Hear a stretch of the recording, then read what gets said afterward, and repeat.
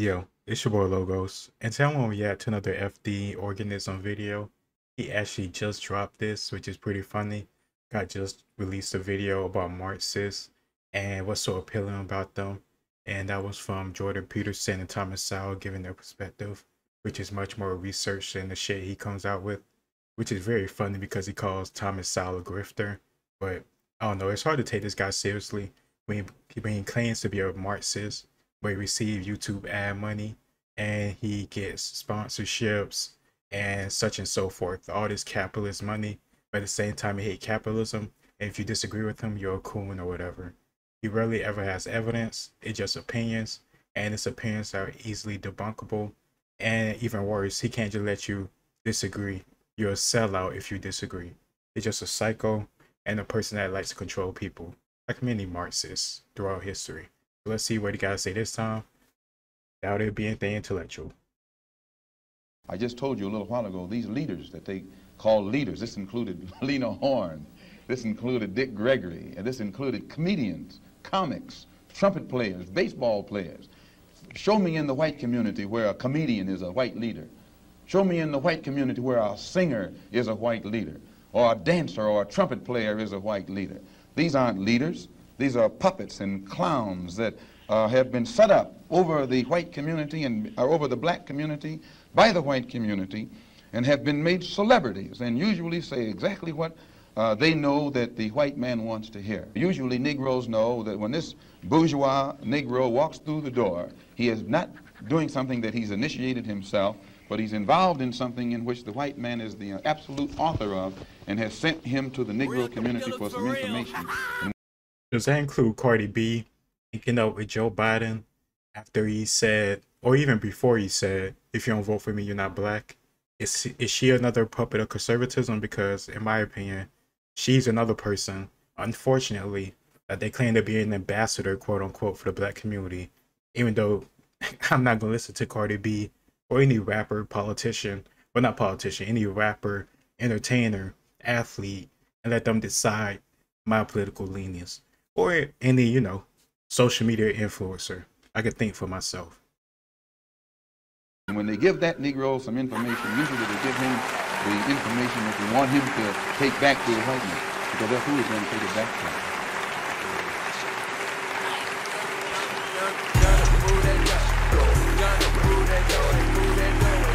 Come on, entrepreneurs. Let's do business. Young nigga move that dope. That's what we're playing in the background.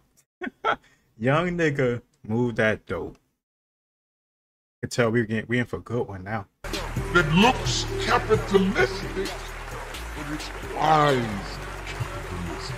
Education, ladies and gentlemen. Respect for the elderly, respect for yourself, respect for others. These young girls got no business having sex. I support any protest that's effective, you know, and if you can provide effective ways to push a conversation forward and help people at the same time, I'm really into action. Actionable item, what are we gonna do with it? Like everyone heard, and we hear what you're saying, and everybody know I agree with what you're saying. So.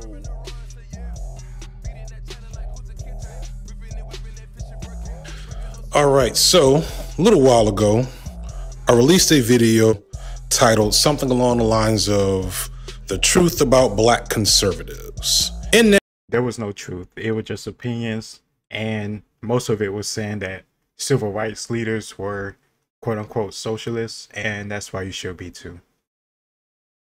that video, I did a lot of things. I talked about the false narrative that black people are socially conservative and that somehow black people really would be voting for the Republican Party if it wasn't for the fact the Republican Party is so racist. While there is some truth to the idea that black people are socially conservative, the reality is that black people have always been much more closely aligned to leftist thought and ideology. And you see this through black political history. Except the problem is that this black political history, the history of the black left, of black socialists, has been hidden in plain sight for the last 60 or so years. To illustrate this, I used examples of figures like W.E.B. Du Bois, Bayard Rustin, A. Philip Randolph, James Baldwin, Ella Baker, all themselves being socialists at different times during their political careers, with the cherry on top being Dr. Martin Luther King Jr., a man often cited by conservatives and Republicans as a moderate and a model for modern civil rights action, which ignores the reality of King during his time when he was the most hated man in America and he was seen as an overt radical, especially during his later years when King became more and more open to radical action, anti-colonialism, anti-war, and anti-capitalism, an evolution that most likely got him killed. You know, Thomas Sowell, he openly says that he used to be a socialist Marxist.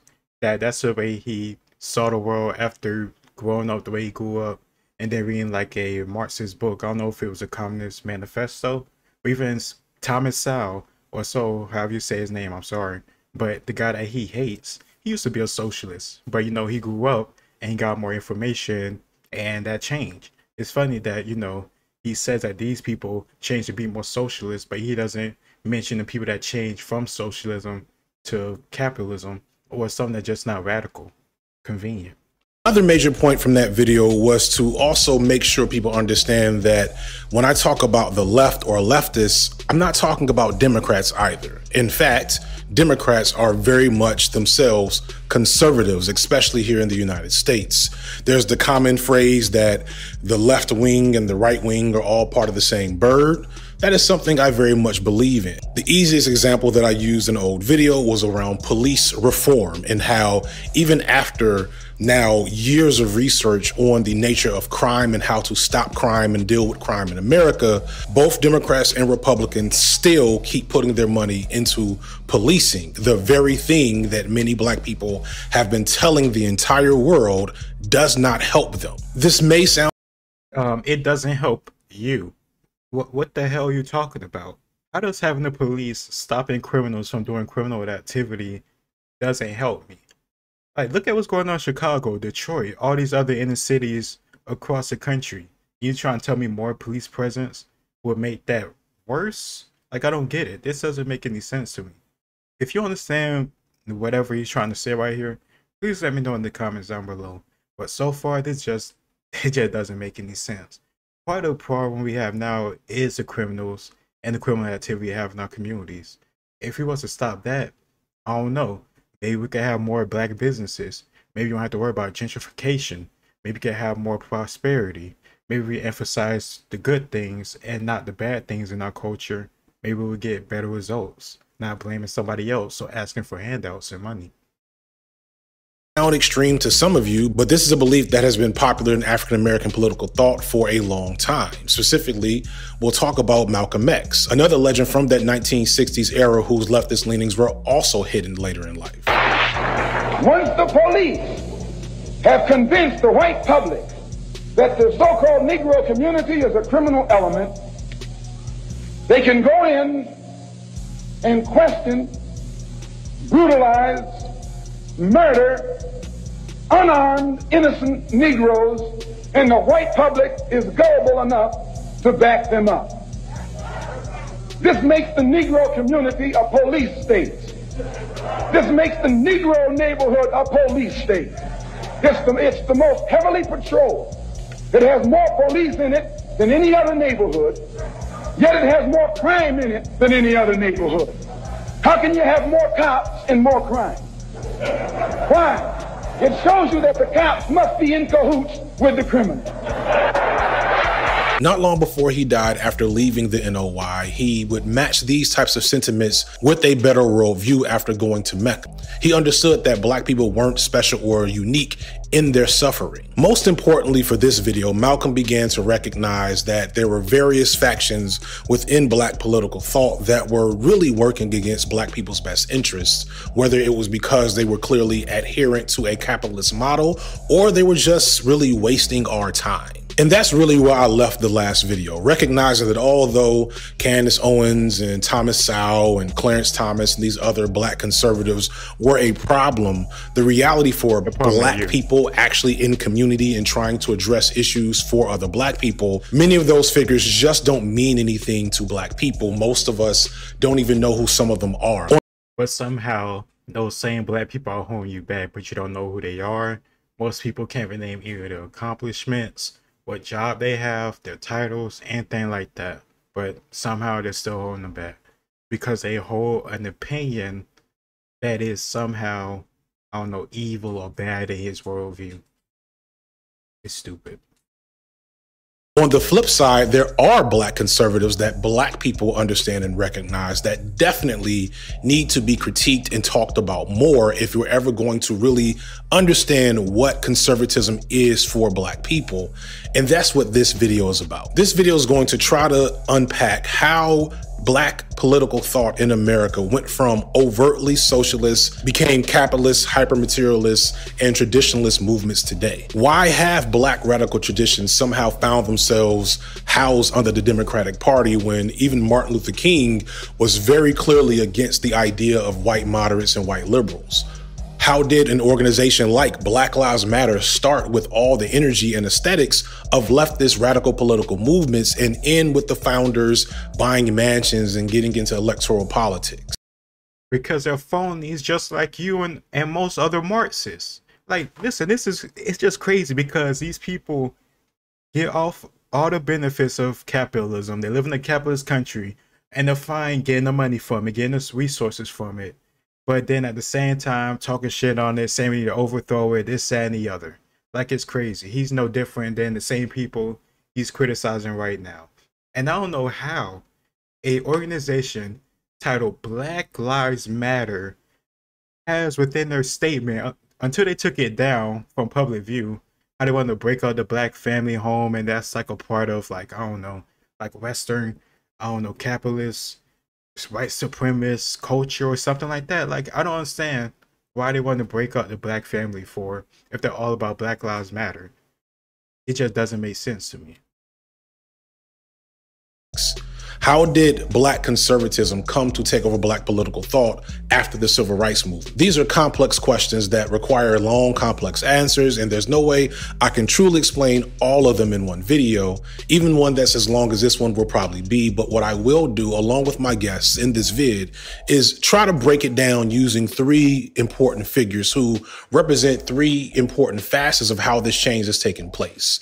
I'm going to hopefully try to start a conversation, explain how black conservatism actually exists in this country and how if we don't do something about real black conservatism, it's probably going to get all of us killed.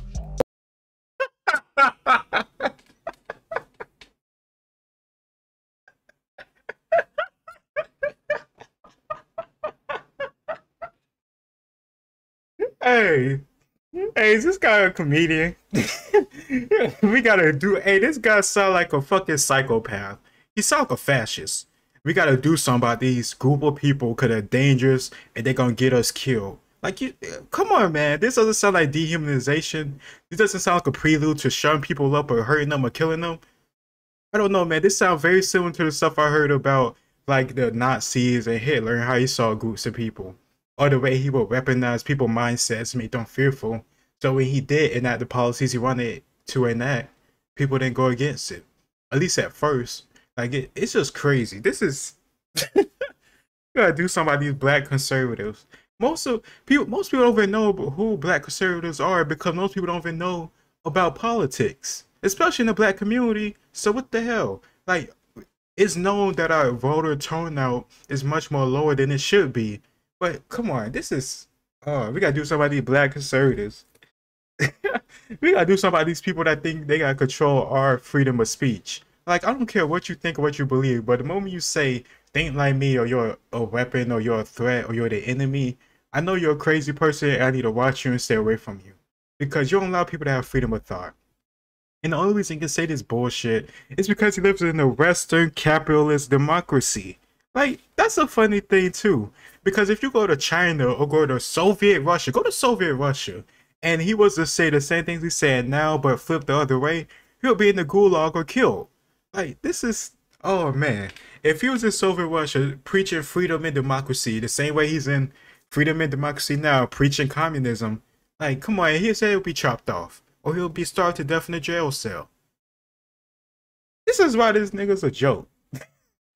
What the problem lies is very simple, is that American capitalism has always maintained a system in which the supermajority of black people have disproportionately been relegated to the most disaffected economic forms of labor, that we're supposed to be surprised that abhorrent social behavior develops in these communities when there's no economic alternatives that occur. So the whole purpose of conservatives is to basically disabuse the notion that black people are deserving of any kind of policy that will transform their economic condition because they're so culturally defective that capitalism can't save them. And they do this because their paymasters like the Heritage Foundation, the Manhattan Institute, and these other think tanks pay them to say this crap, and they are in line with it because it aligns their pocket.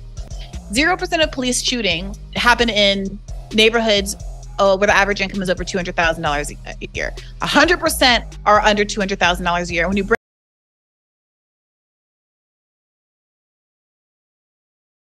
I really, really hope that her point isn't going to be is that somehow, some way, I don't know, police are discriminated against the poor and the impoverished, and if you make over $200,000, it's like a game or some type of like inside game or something about the system being corrupt, and that's what's going on in the black community because of, I don't know. But either way, this sounds ridiculous. Break down that further, you see that one of the biggest predictors of actually being shot by the cops is being poor or low income, being in a poor community.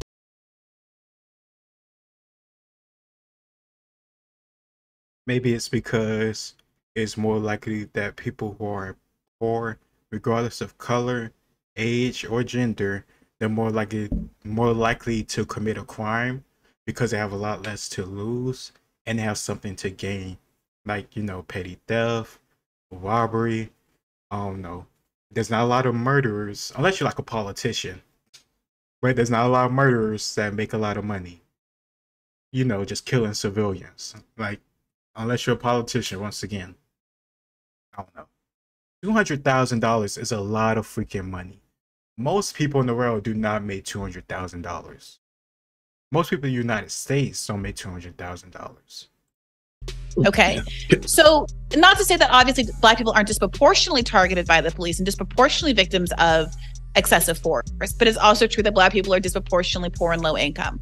You can't disentangle these things, and people who want you to try are ops because they know that nothing good comes from it, because ultimately for black people who are a small minority of this country as well, to be able to have the political capital to make the kind of change to the police force, to our economic system that is structured in a way to have a permanent underclass of about 10% of people, and look who just happens to be 10% of the country, you are going to have to figure out a way to build a political coalition that can get 50 plus 1% of the vote.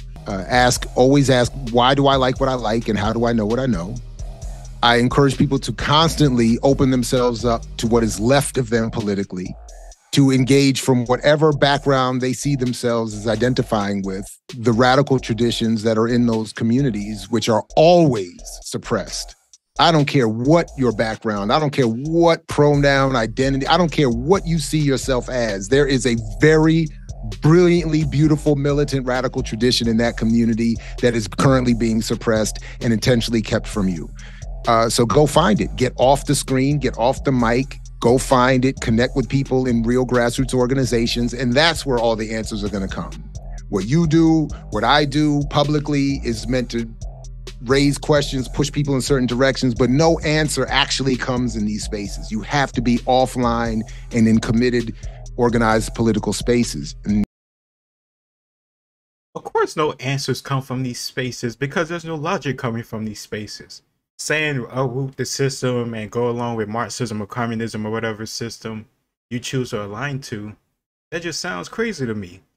History tells us how well communism works. And you are sniffing, drinking, inhaling, doing something with bleach. If you think I'm gonna bet my life, my family, my future on you guys coming up with your crazy utopian idea. No. No, no, no, no, no, no. First of all, for them to get this stuff through, it will only take a civil war. I'm telling you, it's only going to take a civil war for us to somehow turn into Marxist country with Marxist leaders. There's no way in hell people are going for that. You're not going to have people uproot their way of life, uproot their way of making money, taking care of themselves and their family, building themselves up, and then out of nowhere, these people with this crazy ass idea that's been proven over and over again to not work, and oftentimes the people that come up with these ideas and push them out and try to be the leaders are villainous themselves too, just as much as the people they claim they hate and talk about and want to overthrow. And you want me to listen to you and just give over to that? People aren't going to go for that. But they never tell you that part. They never want to actually have you think about the part that, you know, not everybody want to think like me. Everybody want to just do what I say.